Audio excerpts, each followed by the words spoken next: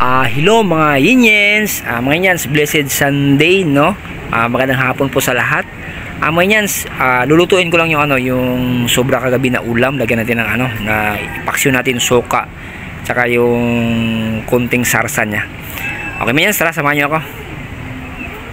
Ito yung mga Yinyens, no? Ito yung sobra kagabi na ulam, lulutuin natin. Lagyan natin dito. Tapos lagyan natin suka, tuyo, tsaka bawang, tsaka paminta. Tsaka ilagay naman yan yung sarsa nya. Ito man yan, silagay natin to sa bandang huli. Okay man yan. So, nilagay natin yung suka dito, tsaka yung kunting toyo, tsaka paminta, at tsaka yung bawang mga yan. Ayan mga yan, so kumukulo na. Ngayon yan, ilagay natin tong itong sarsa.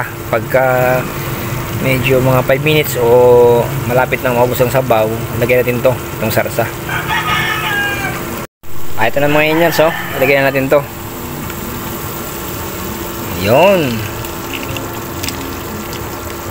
Okay. Ito na mga Yinyens, so nilagay natin yung sarsa nya. Ayan. Tapos mga Yinyens, ang gawin natin, kaya natin upway kahit lang, pinakamahina, no? Ganyan, pinakamahina na yan. Tapos timer natin ng mga 3 minutes. Tapos ready to serve na. Ayan. Mga Yinyens, tapos na po yung 3 minutes, kaya okay na, ready to eat na to. Wow, yan. Masarap to. Okay mga Yinyens.